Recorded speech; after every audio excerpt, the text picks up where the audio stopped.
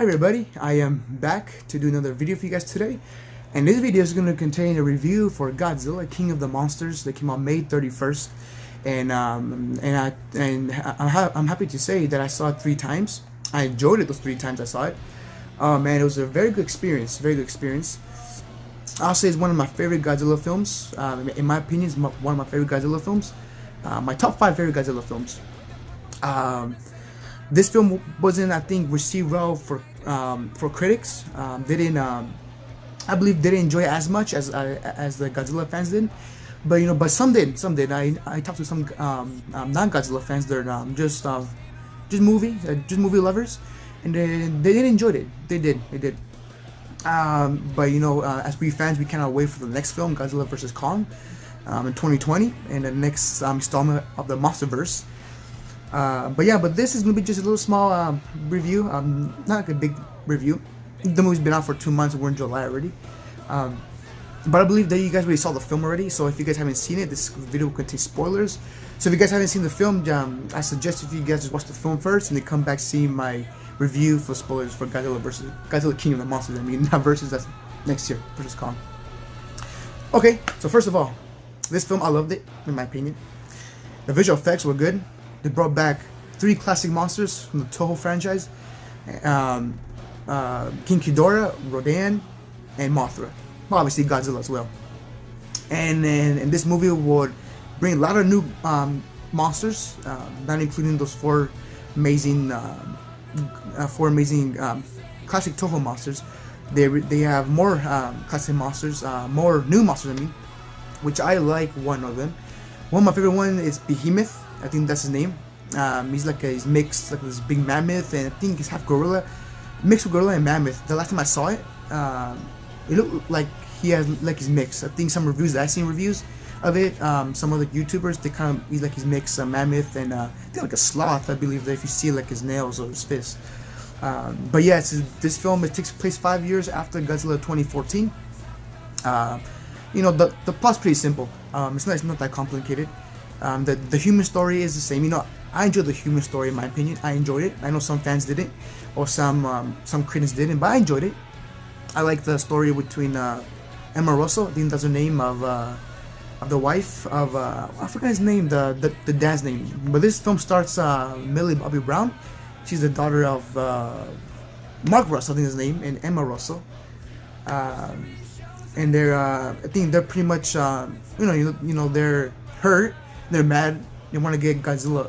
They want to get revenge on Godzilla for the same reason as the events from 2014 when Godzilla was fighting the Mutos at San Francisco. One of their kids dies during the battle. Dr. Emma Russell, I think her name is. She has this orca that communicates the kaijus. I mean, well, these called Titans in this film. First to start, I think first with King Ghidorah. They released King Ghidorah from his ice. He's I forgot what's it called. I think that place, I forgot what it's called. But please, guys, forgive me for not remembering the name of the place. Forgive me if in the comments if you guys like to tell me the location. I would really appreciate it. In ice, he's frozen in the ice, King Ghidorah, and then they released King Ghidorah because they want to take Titans. She says don't take Titans. That without them, human man would not exist. Same philosophy as almost every Godzilla movie. They try to do something good into something bad. So that's pretty much. But and then Godzilla comes. Actually, this film takes action right away. So you don't wait till Godzilla until like 2014. If some of you guys didn't like how they built up in 14, how he came up in some pieces, and then they took him out a couple pieces, and then they leave everything in the main event in the end, which I enjoyed it. I really like the hype they did for Godzilla 14. But this one, Godzilla King of the Monsters, they did it good, where Godzilla does come out soon, and the action starts soon when Godzilla battles King Ghidorah in the ice snow area. But yeah, it's a movie pretty much. The movie takes place where it takes place in the present day. Ghidorah wakes up all these Titans around the world, and they all come. The Alpha is King Ghidorah, because he technically they fear. If you guys notice some Easter eggs, there's a lot of Easter eggs in this film. One of them is to release the Oxygen Destroyer. which was used in Godzilla 54, the original Godzilla movie. So they used that to try to kill Ghidorah and Godzilla. But Ghidorah wasn't affected by it, only Godzilla was. He was weakened by it. So then throughout the film, the humans have to awaken Godzilla using an atomic bomb to get him strong to get back again to defeat King Ghidorah, because he's the alpha and he's calling all these kaijus all around him. Well, Rodan is one of them. I like the scene where Rodan's in the volcano. He pops out of the volcano just as the original Rodan. They did it in 1956, I believe. I believe so. 56 or was, yeah, I think it was. And then they track Rodan down to, and then Ghidorah comes in this side. Oh man, but this scene where Ghidorah comes out when he spreads his wings like this, and all the dark and the lightning. Oh man, that got me goosebumps. Really, the 3 times I saw it got me goosebumps. And then after you see Rodan coming up, and then he fights with Ghidorah. Not a very long fight. Pretty much Ghidorah beats Rodan easily. But then Rodan does bow to Ghidorah after all. After when Ghidorah takes, he's only survivor of the accident destroyer. Rodan, he bows to Ghidorah as a new alpha. And like I was saying, all these titans around the world are coming to Ghidorah as a new alpha. Some of you ask, Godzilla did survive. He did, spoiler. Well, obviously he survived for the next Godzilla film versus Kong, so obviously we all knew he's not going to die. So in the main event, he does fight King Ghidorah. He does defeat King Ghidorah, and then Rodan fights Mothra. I like how they build Mothra with her larva form, and after she puts in her butterfly form. In the very almost last scene, last couple hours in the movie, I like how they use the 2 twins of the Mothra fairies, but they're not referred as fairies. They're just twins. The first time I didn't notice until there's one where Mothra was. I thought that was the same girl. I was like, how did she? And then the second time I saw it, I was like, oh, okay, it makes sense now. The 2 fairies, the way she was explaining in the film. But the main event battle was really fun to watch. It was really fun. I was very entertained from beginning to end. The thing that I was like sad about the movie that I wish didn't happen, that Dr. Serizawa, played by Ken Watanabe, had to die, sacrifice his life to save Godzilla. I didn't want that to happen, but it is what it is. Sad. I didn't want his character to die for me that soon. I wish he would reprise his role in Godzilla vs. King Kong next year, but it's alright. Overall, I enjoyed the film. And then after Godzilla defeats King Ghidorah, has him refer as Burning Godzilla. Spoilers from versus Destroyer. That was the last time that we saw him on fire, red. So by that he defeats Ghidorah because he gets that by Mothra sacrificing her life and giving Godzilla her power, and then that's why Godzilla gets that power he has to defeat Ghidorah. So then in the end, all these monsters do come together. Behemoth, Giant Mammoth, and even the new Muto does come back. It's a different Muto, so not the same one as the one from 14. Those 2 Muto, those are already dead. So then these new Titans come, even inclusive Rodan does come also. He comes and bows down to Godzilla. I like how Godzilla, he give him this face expression, like he's saying, "Don't challenge me." And they were that probably knew already. So he's bowed, and they all bowed down to him. And then technically this film is reserved as Godzilla, King of the Monsters. But the human characters, the mom dies. I believe Emma Russell does die. So Millie Bobby Brown survives, along with her dad and along with the other human characters. Which I really like the human characters.